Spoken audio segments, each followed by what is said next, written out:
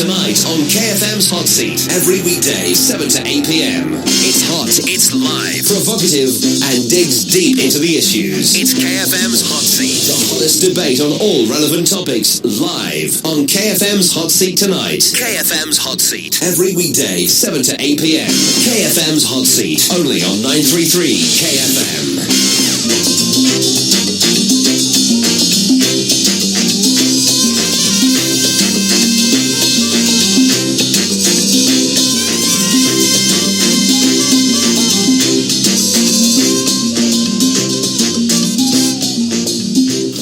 Hello, Uganda. Good evening and welcome to this edition of the Hot Seat on 933 KFM. I welcome you, our listeners, across this beautiful land, the Pearl of Africa. My name is Patrick Kamara. Tonight, Parliament, as we speak right now, is still debating the newly proposed bills on taxes. And they include a tax on kerosene, a tax on mobile money, a tax on petrol and diesel, fruit juice, and each bag of cement. These taxes, if passed, they are likely to affect each and every Ugandan, because especially when it comes to kerosene and petrol, because everything that moves has to be moved in this economy is dependent on fuel. And if there's an increase in fuel, that means it's going to be an increase on each and every aspect of commerce in our country. Let me introduce my guest this evening. I have an economist and a lecturer at Makerere University, Dr. Fred Mhumza. Thank you so much for joining us, sir. Good evening. Good evening. It's a pleasure to have you around and our listeners out there. I have somebody who's so much interested in taxation, Mr. David Walakira, Executive Director, David, I forget, Executive Director, Center for Budget and Tax Policy. Yes, Center for Budget and Tax Policy. And I want to begin with you there, because I've had you on another platform. Somehow you're not happy on what is going on. But really, if these taxes are passed the way they have been proposed, what will be the likely impact on the economy? Because the argument is that the Ugandans should finance the development of their country. They shouldn't be going out to the US or to China to look for money. The citizens should bear the burden of developing Uganda. That's the argument. Your take. Thanks, Patrick. Good evening, listeners, once again. As should be. Yes. We are supposed to finance our development. Keyword is as should be. But I think let me start it from the dimension of as should be, especially when after the little contribution that we've made so far, possibly you and I struggle to appreciate what this collected revenue has done, and that is always the first departure point, really. And try to listen to the debate in Parliament today, and there was kind of a consensus both within the ruling party and the opposition that if we manage to have that, for example, there was a strong heated debate around the excise duty on petrol and diesel, that 100 shillings.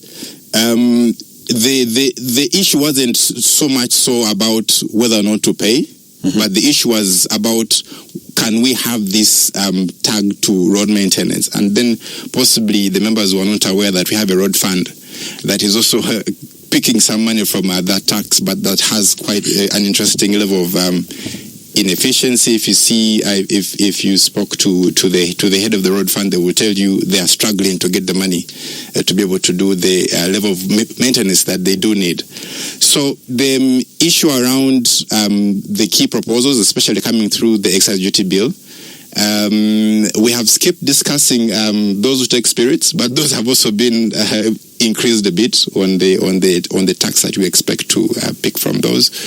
Then the juices also have been touched a bit, and the ones that are really taking the stage, and possibly that the finance committee also allowed to throw out, was the 300 shillings increase on kerosene. at least from the last I've had and listening to the debate in Parliament, that proposal seems will not see the day of light. The argument being the rural electrification is not delivering as promised that much.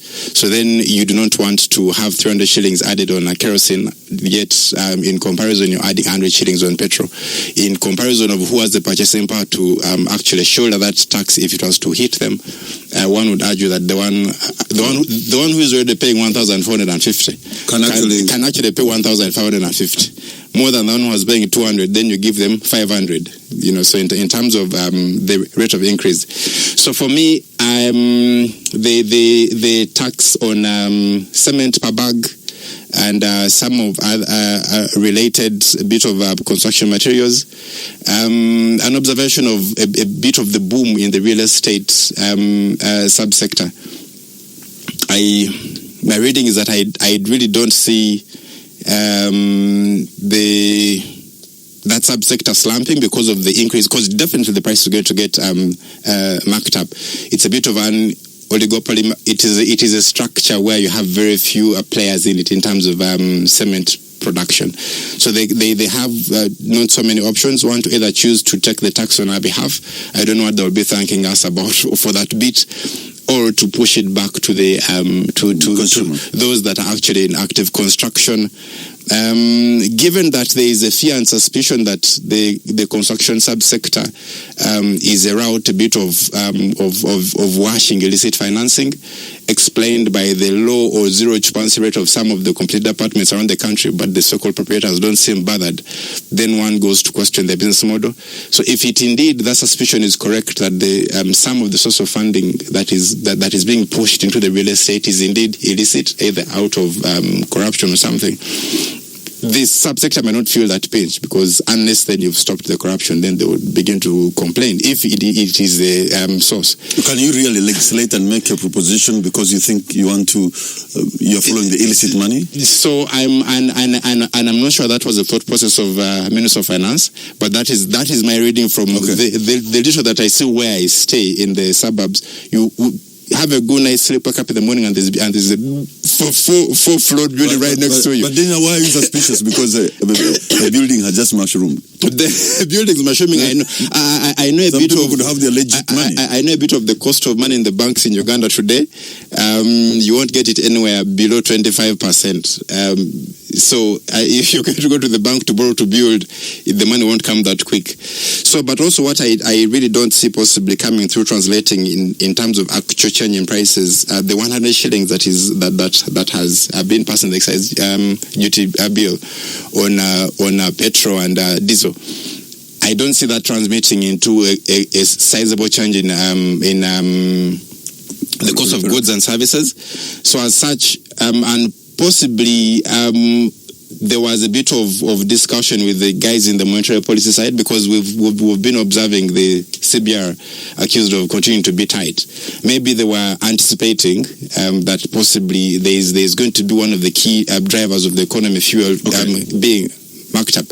But then for me, possibly the last discussion on that is that if indeed it is true that our inflation is not driven by availability of too much money chasing too few goods, and it still does rely on the price of food, then indeed an increase in the price of fuel by 100 shillings will have a lagged impact on the services and other related sectors, and possibly when it's supposed to kick in, then the impact of government being the sole importer might also give us the relief, because then you would expect that there would be an abatement of some of the inefficiencies in that body chain. Let me go to Dr. Fred Muhumuza. Dr. Fred Muhumuza, you are a development consultant. You are a director of Economic Forum at Makerere University Business School.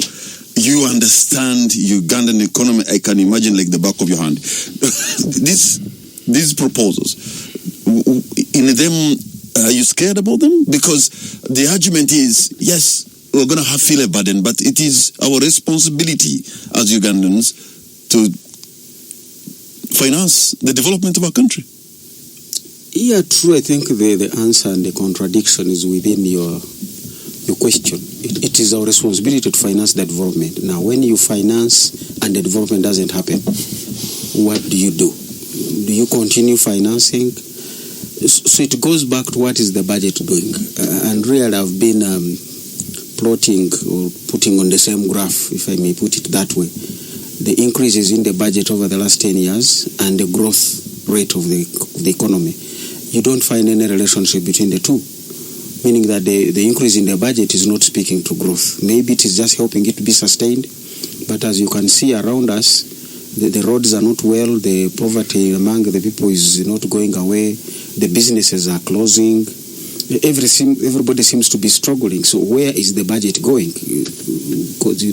And that question will come back, not just for the taxpayer, but as a planner, you also want to say, if I'm increasing the budget and the economy is not responding, what am I going to do?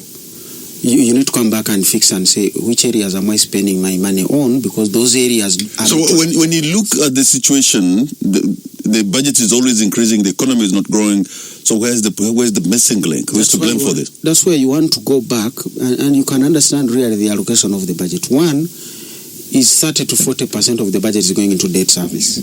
So that means not speaking to the present problem. Now you are left with 60%. Now 60%, a good portion of it is going to go to wages. Now when you pay your employees, that is, you have just done one side of the story. The other side of the story is to equip them with what they are supposed to use to do the work. Which work grows the economy? What we call non-wage recurrent.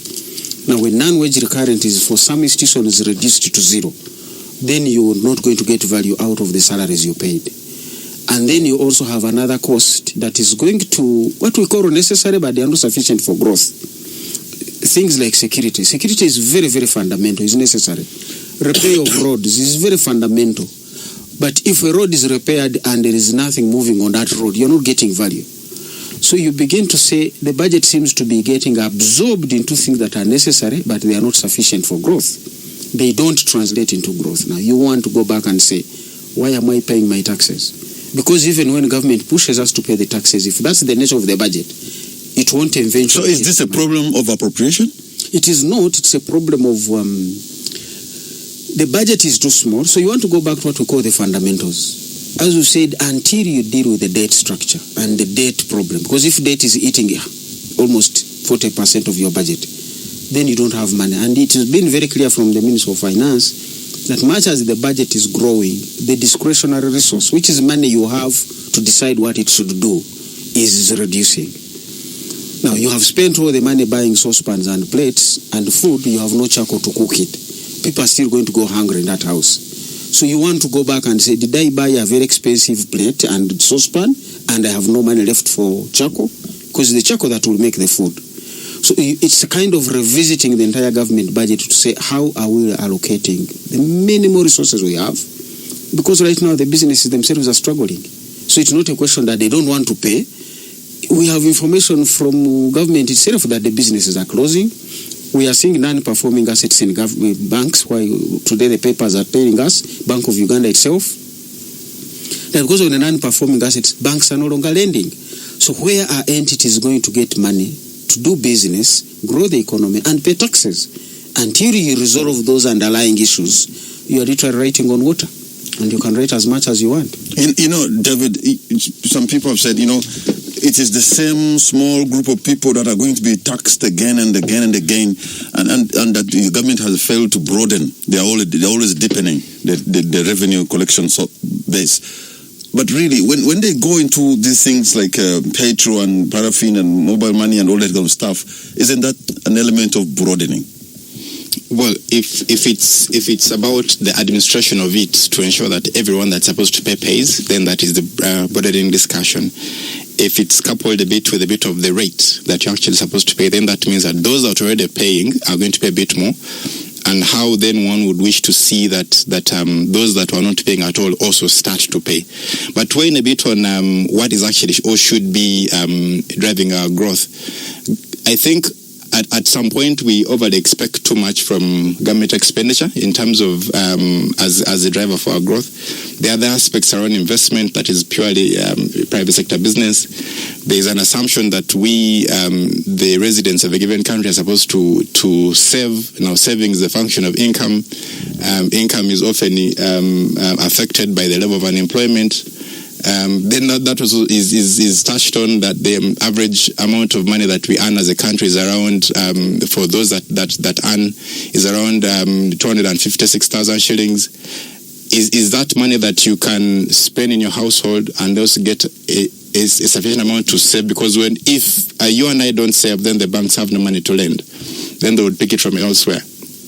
And another component of those that are playing in the imports and exports bit, where we're supposed to be getting a bit of money. So for me, the whole question and how we sometimes give too much importance of the expenditure of government on the growth question, we begin to make them carry stones or even rocks that they were not meant to carry. But then in the effort to try and make government do things that they were not supposed to do, they are going to require a lot more money. The financing question, the wish list keeps growing, but then the money to feed the wish list doesn't come through. What is government going to do for you? They're going to come back to the same banks you and I are supposed to be in and will want the money. And what will the banks do? They're definitely rational. They are tired of their non-performing loans. They would go to government and give them all the money they have to give, and then they come and pick it out. What does government come after collecting that money? They will spend close to 40% servicing debt, both domestic and external. So then the cycle continues then, So for me, we need to get to a point and get to understand and possibly tell all of us that are listening, and I've tried. We have never had the trillions of shillings we say our budgets as approved. Whatever the figure of trillions we're going to have, it has a huge component for non-cash resource. Okay. And it is really quite encouraging. It reduces the disappointment when you learn that fact, that you for example, in this financial year, you never had 52 trillion shillings to spend. But why don't we always, first of all, know that the debt servicing money, we actually don't even talk about it in the budget. So we talk about the money that is available for us. We seem to have a huge kind of budget, but really 40% of that budget that looks so huge is not the money available for Uganda. But gentlemen, Dr. Fred Muhumus and Mr. David Walakira, gentlemen, we're going to take a break. The hottest debate on all relevant topics, live on KFM's Hot Seat tonight. KFM's Hot Seat covers all the relevant topics every weekday, 7 to 8 p.m. I'm the story, coming right at you, only on 933 KFM. Welcome back to 933 KFM. This is the Hot Seat. My name is Patrick Kamara. My guest this evening, I have Dr. Fred Muhumuza, a development consultant and director, Economic Forum at Makerere University Business School, and Mr. David Walakira, executive director, Center for Budget and Tax Policy. And we're discussing impact of new taxes on taxpayer and the economy. Before we took a break, Dr. Muhumuza, I was wondering, why do we always have this talk of a huge budget? Because you just indicated earlier that 30 or even 40% of the huge budget we have, that money is not there for us because that's going for debt servicing. It bothers my mind for me. Well, I know that's the kind of money they have to put in the budget, but really that money is not there even before we start. 40% of the now this budget is going to be about 72 trillion. It's a 72 trillion. Oh my God! I remember just a few years back we were at 37 and would feel so huge, and now we've gone to 72. Explain to me this thing. And as you've said, people are going to look at 72 and get excited. But 72 is not there. It's a balloon. A balloon can be a very big thing, but it just has air. You just prick it with a pin, you don't even know where it has gone. So we need to go back and say it is not the size that matters. In some of these things, the resilience is inbuilt within what structure you made of. And this is what we've been telling people. Debt problems are not that debt to GDP is low. It is the structure of the debt. Japan can have its debt to GDP of 230%. Interest rate is below 1. In some cases, it has been 0, negative. So their debt is not bothering them at all. And their investments abroad in American bonds covers that entire debt, so they don't even touch their domestic budget. But you'll find people using those wrong indicators. Now you can be as big as a hippo A small anthrax that is invisible, who will wipe you Will out? take you down. That's what is happening foot and mouth. Who has seen that virus? But it's killing cows. So it is not about your size. It's about your resilience. That invisible anthrax, that invisible virus will bring you down. COVID came. Who saw it? You just Somebody said it's not the size of the size of the dog, it's the size of the fight in the dog. Exactly. So that's what you want to say. What is the fight in my budget? If your budget can't afford to pay for drugs, it can't repair your roads, it cannot buy seed for the people, it cannot give decent education to your children, who are going to be the future of this economy, then you want to rethink and say, what is this size doing for me? The Russians the other day rolled out tanks. Then they realized the tanks are not the war machines for today. It is drones, very small things. Now we're even realizing it is hackers.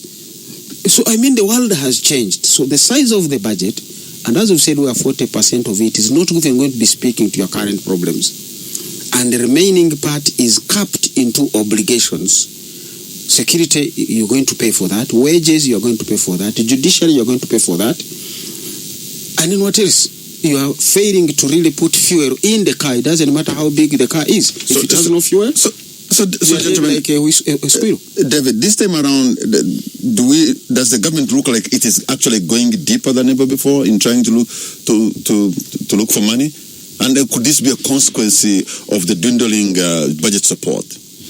I don't think it's about looking for money than ever before. Some of them are fiscal reforms that are being pushed down their throat, just like the one for the domestic debt refinancing that came, with the view to drive a bit of accountability, to show us the citizens how indebted we are, but also at the same time how poor we are to the extent that we cannot pay back, and we're just rolling it out. So I suspect that the core agenda that has been presented, close to 13-point-something trillion shillings, that pushed us to the over 70 trillion mark, is going to include resources that are partly what we shall still want to classify as non-cash, money that is not available. The target for URA is somewhere between 29 and 30 trillion. I don't know if that has been increased.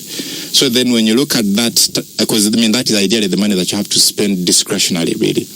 Then the gap of the 40 plus trillion is money that you're going to finance, or you're either going to borrow for the projects that you want to do, or money that is a book entry, the non-cash bit. So just to say that if indeed size doesn't matter, then you want to ensure that you get efficiency gains from the little money that you have on how you're going to actually spend it.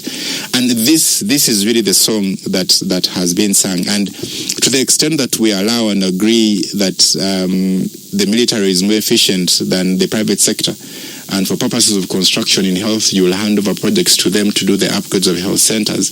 For purposes of fixing potholes in your capital city, you go back to the same brigade. And then at the same time, the same private sector has domestic areas with the same government.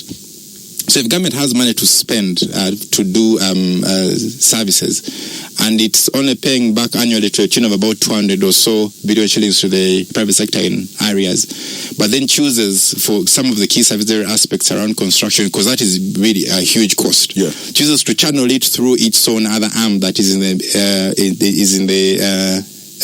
military.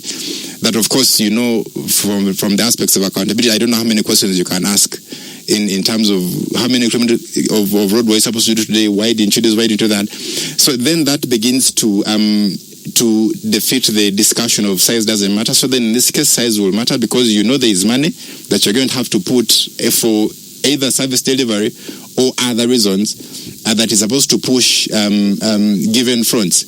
One can argue the end game is service delivery. Okay, so then the route in which it is done, and then one can also argue that there's been observation of the inefficiencies in the in the private sector to do this. But then again, if you don't strengthen that nexus of the private sector that's supposed to collaborate with the public sector to deliver for us the service that we do need, we are then going to at some point move towards a discussion of institutions don't work, private sector doesn't work. So are we moving towards a socialist economy? You know, something that is intriguing is that the increase of the budget in size. I think the year was around 54. It's now 60 when you add the corrigendum. The corrigendum, yes. And but supplementary that is. Yeah, but of course, even the coming budget will also have supplementary and the other things, and we should push it around 80. But to increase it by over 10 trillion in an economy that seems to be struggling, Dr. Muhumuza, how do they get to this? I think, as you said earlier, it's a game of numbers that people, I don't know why they throw them out there. Because in any case, the analysis will show you even what we read, we have never spent it. So when we read 52, we don't cross 45. So you're like, why do you go ahead even make it 60 when you never spent a big portion of what you read and put on the floor? Because here there is suppression, there is, as we said, non-wage release. Now those realities need to be informing future budgets. To say last year I budgeted for 52, I only spent 44 because I never found the money and I didn't want to borrow. So why you go ahead and give people the impression that this time I'm going to do 60? Even though supplementary is up to 60, some of them the money hasn't been released. So why did you even go out there? Because you give that impression that the budget is big, and once it's big, people's expectations come up. If really you are going to be bringing a huge sack at home of meat and 3/4 of it is bones, why did you excite the young fellows when all you have come to feed is dogs, not the young fellows? You want to get back and say, what is the whole intention? To look that we are big or what? Because the reality is different. And it has been creating the areas he was talking about. Because when you give a warranty, the accounting officer would take that and say, money is coming. He will begin his contracting process. He will begin consuming. And then eventually the difference between the warrant and the cash release can be up to 2 trillion. Can be up to 1 trillion. Mr. Walakira, I can imagine 72 trillion is quite some money, but even though 30% or a little more than that is going for debt servicing, but the money that's remaining, really, isn't that enough to cause some change? Because, earlier Dr. Muhumuza said, well, the big budget is not speaking to growth. So what is the problem there? Because I can imagine even if we remain with 40 trillion, if that 40 trillion is well appropriated, it could mean something for Uganda, but in most cases it doesn't mean it. I think for me, we could possibly discuss a few risks that make that fail to become a reality. And these risks for me lie, for example, you look at the general management of some of these projects, especially those that we source externally. So the case in discussion could be around education. We have been investing for quite some years now, but the school dropout rates haven't changed that much. Possibly what we've achieved, and I think is a very good achievement, is enrollment. But the follow-through or transmission from P1 to P7, the transmission from primary to secondary, the transmission from O to A, the numbers have consistently kept dropping as you move up, And then, so for me, the question is then, is it true that the private sector is a very good partner in some of these if goes unchecked? Because then then people will say, is the price of education in tandem with the quality of education that we do get?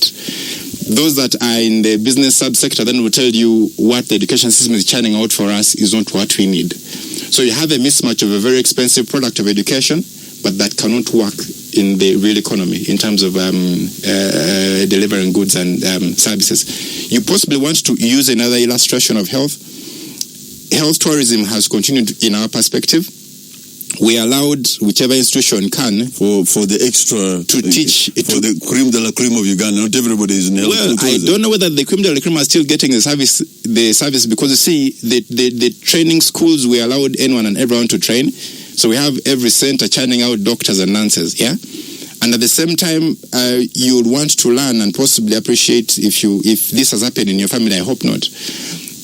The rate of misdiagnosis in Uganda is alarming.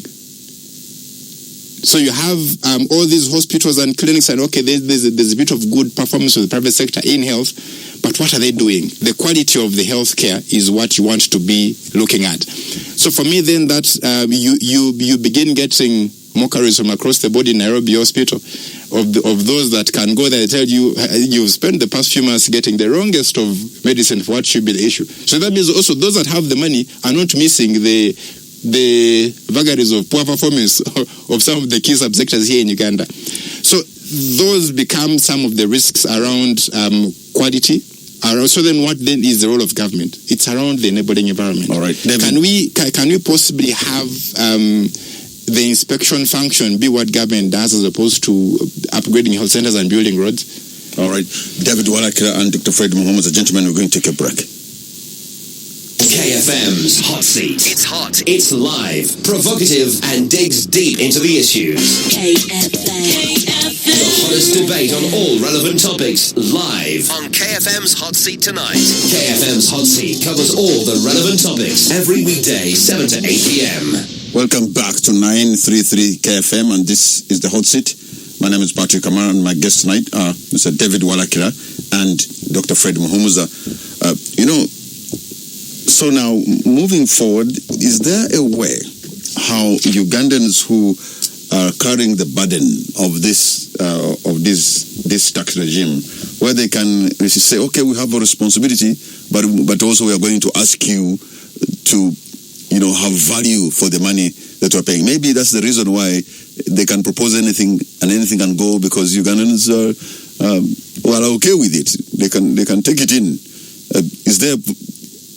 And other countries, maybe the managers of the economy are scared to just increase anything anyhow because people are going to ask for value and Ugandans do not. I think it's not a question of that you're okay. Sometimes you reach a level and say, okay, what am I supposed to say and do? You look at the situation you're in, things are not going to change. You move on. Some of us were around during the Idi Amin era. And I can remember the times in those 8 years I saw a grader, because as young children wanted to follow graders digging the roads. But we focus on our cotton and coffee, and the cooperatives saw us through education. The teachers were there, they would come riding bicycles. Some of them had patched trousers, but that was the norm.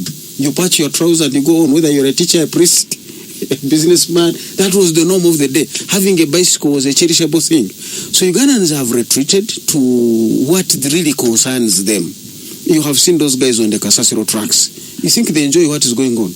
But that is why they scavenge. They will find some valuable thing that they can eventually sell. But that is bad for us as a country. Because if your people can retreat like a snail goes back into its shell, and you really wanted that snail to move, a tortoise moves back into its shell, and you're supposed to move, then you have a bigger problem to deal with. It's not that the citizens have accepted it. You should be bothered that the citizens have accepted that. Because when they do, then you're not going to pick up the taxes. Then you're not going to get the economy growing. Then you're not going to get the decent jobs. Then you're going to get very many things being reversed. Eventually and ultimately, the things I said, which are fundamental for growth, begin also to take a toll on the system. Security. You don't want to lose something called security in this country. But you can reach a level where you will fail to finance the security machinery. Then what next? We have seen these things do happen in certain countries. So David, we need to find a way how this increased budget can be used to have improved government performance. I think that's the problem. That you have a huge budget, but then you don't have efficient government performance. I think for me, on the increased growth, especially in terms of the numbers, we know the contributors, the private sector, we the consumers, and the import and export equation. But ultimately, the role of government, I think, for me in this, as an enabler of the playing ground, we want to see possibly an improvement in how the projects are managed. So the project investment management becomes critical. We know that these are close to almost 90% externally financed. And if that is the case then, and we continue to spend a chunk of our current budget on interest payment, you want to have the comfort that what you spend the money on is it. You don't want to be paying a debt that you don't remember what it did. That is inherently painful, and will cause that kind of anger that will be lagged at some point when the coiling from the shells stops. But you also want to strengthen the institutions that are responsible for accountability in the country. For me, strengthening in this case then is resounding on since we are in mode of fiscal consolidation and being prudent. Can we want to put under the same roof the State House Anti-Corruption, the IGG, and who else? I don't know, tomorrow morning there might be another institution put up fight corruption. So who actually is fighting corruption in Uganda? Then you also want to ensure that you follow through on the reports of the Auditor General. So when you begin to see a political economy play out of an exhibition of lack of trust in the institutions of the traditional public service, and then there are pseudo institutions that are created within a given corner to do the same thing that the main public service is supposed to do, it is a weakening aspect that then you want to see possibly understand why is in the mainstream public sector working, fix it, as opposed to creating another structure. And I think for me that becomes something that has to work, because then corruption tends to, and it becomes wrong from when we grow out a generation that believes they can get rich without working, because that is the notion of corruption.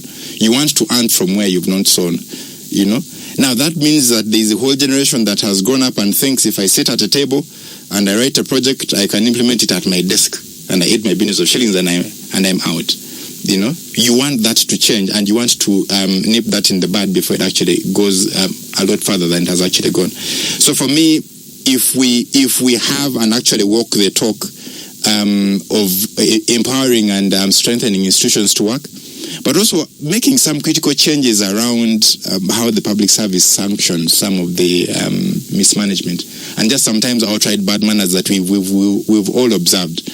There is this practice in, for example, the education subsector or even health of transferring ill-mannered cadres that you definitely know there's something wrong, and now this is now a grassroots challenge that man, that woman, that girl, that boy is experiencing in a given community.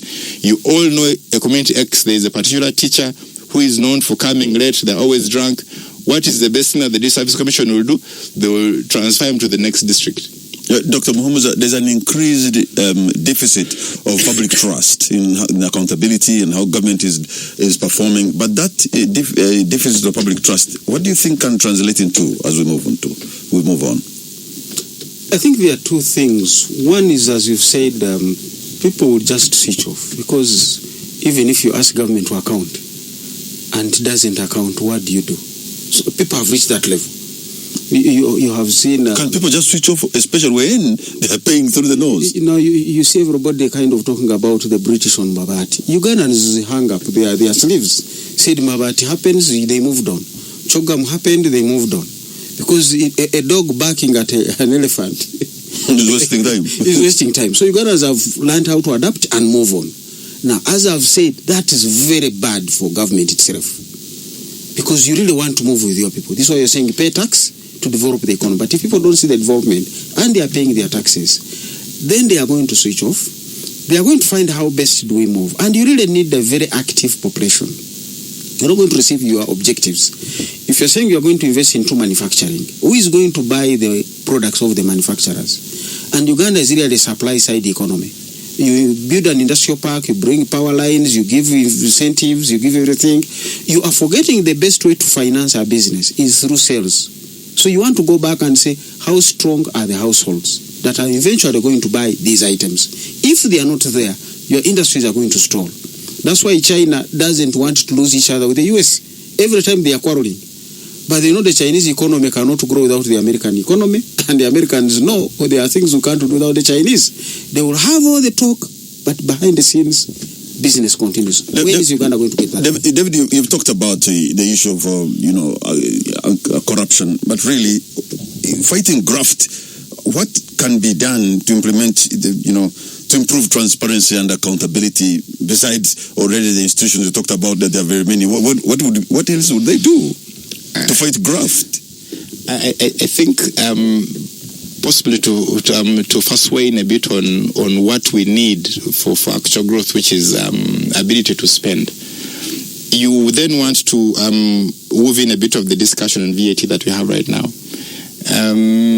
When you try and follow up the transmission mechanism, but also it's quite interesting that we have 18%, and you try to think through even on some of the services that really you struggle to see the value added but it still is slapped there. And then obviously it's about collecting money now, But then forgetting at some point then the number of people that it discourages from consumption, however minimal, is affecting the manufacturing. Then you'll have studies coming out to tell you that manufacturing cannot give you the growth trajectory you want because the manufacturers are sitting with their stock in the warehouses.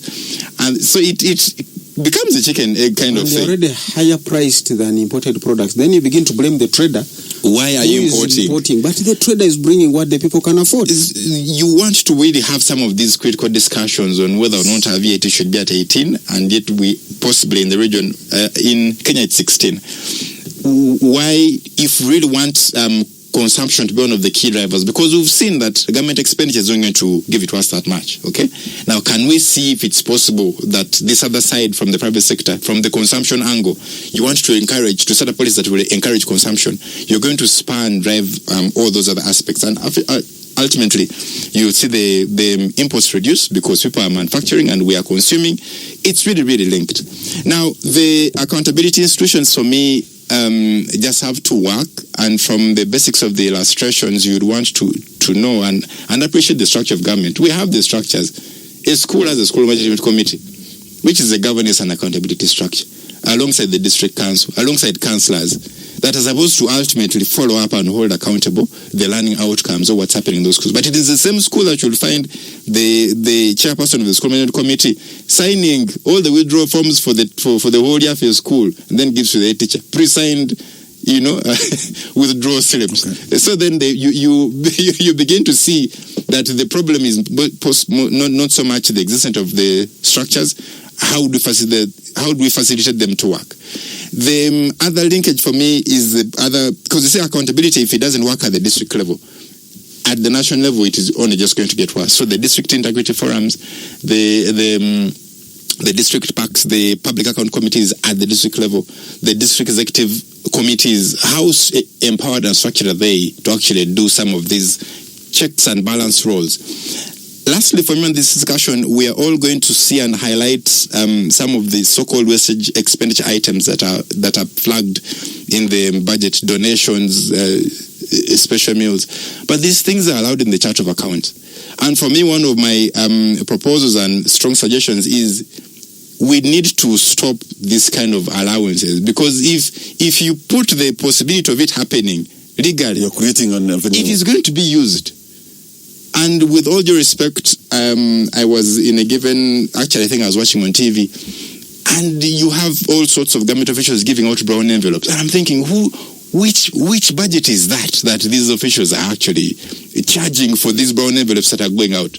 And what is the criteria? And what is the criteria for who gets the brown envelope? Gentlemen, hold on to your points, because we're going to take a break, and if my producer allows it, probably I will open the line so that Ugandans can also have their say. We'll be right back. KFM's Hot Seat. It's hot, it's live, provocative, and digs deep into KFM's Hot Seat. Hot Seat. Hear the real story behind the story. Coming right at you. Only on 933 KFM. Welcome back to 933 KFM, and this is the Hot Seat. My name is Patrick Amara. My guest this evening, I have Dr. Fred Muhumuza and Mr. David Walakira.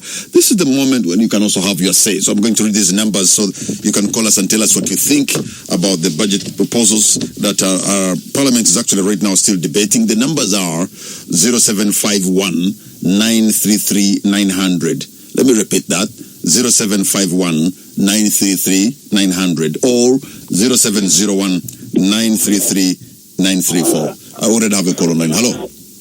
Yes, Mr. Patrick, thanks for the show. You're welcome. This is good, and the guests are most welcome to the studio. Thank you. Mr. Patrick, we have a very big issue as Dr. Freddy analyzed it about the project which you have. For instance, look at the Revoa Hospital, the project itself. Every financial year we keep on funding the project, but we don't know whether it's in existence. Look at the contract which our ministers sign. We sign a contract with a contractor to resume work, for instance, let's say in June. June reaches, you have borrowed the money, but there are no works on ground. And Ugandans, then we are keeping the eye on it, and we are watching the space.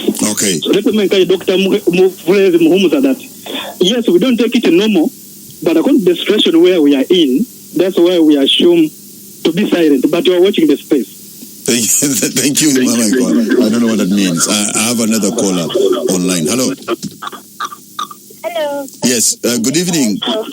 Good evening. How are you? I'm fine, thank you. What's your name and where are you calling from? My name is Sarah. I'm calling from Makere. Okay, Sarah in Makere. Go right ahead. I like how Dr. Mpumza articulated it, but honestly, as government, we need to do better in terms of accountability. You know? Mm-hmm. All these other projects that keep coming, the proposals, so on, I try to feel comfortable in terms of contributing to paying the taxes if the accountability is shown. Okay. Yeah, so unless government improves on that, really, as Ugandans, the situation keeps getting worse. Thank you very much. The issue of accountability, if Ugandans are sure that the money is going here and this is what it's doing, perhaps they can be able to shoulder that burden. I have another call on it. Hello. Yes, sir. Good morning. Good evening. Good evening. Hey, how are you? Fine, but can you turn down the volume of your radio, maybe? I've already done so, sir. Okay, now it's good. Concerning the panelists, the way they are setting issues, I sometimes feel like they go more of academic, and we become more critique of what is not being done, and we don't give government options on what can be done. We shouldn't be, when you are advising someone and he's always seeing you as a critique, not as a person to say, we would advise government in such a kind of a tone or a voice. I would think that we would have a cohesion or harmonization of how things are run. The only thing I hear is to show like the whole government of Uganda is in a mess, as if the whole world is not even in a mess. Why can't we come up with ideas and how things should be run instead of being critique only? Okay. All right. Even if you're going to give ideas on how things should run, then you first have to accept that there's a problem, and then that problem is where you're trying to look for a solution for it.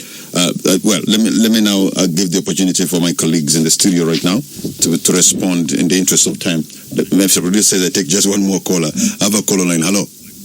Yes, hello. Yes, sir. Good evening. Good evening, sir. I'm good, sir. What's your name and where are you calling from? Sentongo Henry, this side of Nigeria. Okay, sir. Yeah, what would be my say towards whatever they've talked about? What used to be for God and my country, these days it's no longer for God and my country. It's for what now? It is for God and my stomach. Like, you would think that the roads and all of those other social services, that all the taxes that people pay should be catering for those things. But when you look around, the tall buildings, you see the buildings going up, you wonder where the money comes from. I think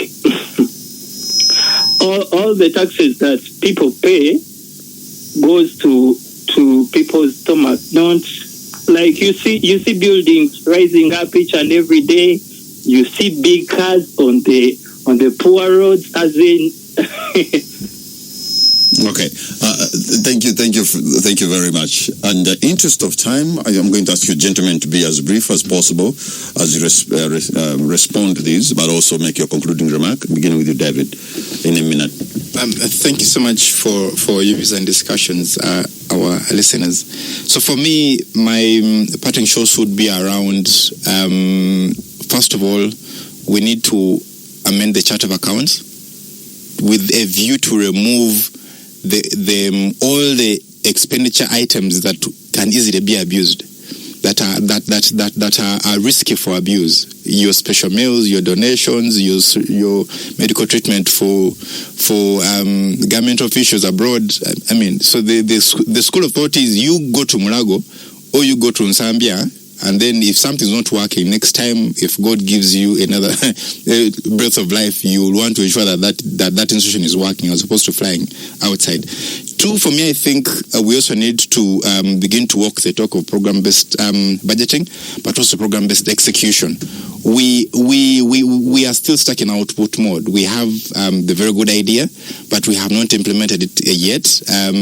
Parliament hasn't changed its structure to programs because they say the executive is still in sectors, so they are still running as such. So then in terms of accountability, it becomes hard to place a sector on a program to hold it accountable for agreed results. Okay, Local Muhammad, parting short in 30 seconds if you can. Yeah, I think just the main thing is the person who's saying we are not giving advice to government. We have been giving advice to government, so most possibly he didn't pick up the advice that we gave. On accountability, I think it's what the citizens are asking for is not Auditor General's report, or they are just asking for a service. Look at how many parents are paying millions in Kitende. They have never seen the accountability from Kitende, but the only thing they get, their children pass. Okay. So citizens are only asking, can you give me the service and I move on? And that's it on the impact of new taxes on the taxpayers and the economy. Thank you, Dr. Fred Muhomuza, Development Consultant and Director, Economic Forum, Makerere University Business School. And thank you, David Walakera, Executive Director, Center for Budget and Tax Policy. And most of all, you, the listener, we want to thank you for the privilege of your company. Good night and God bless Uganda. The hottest debate on all relevant topics, live on KFM's Hot Seat tonight.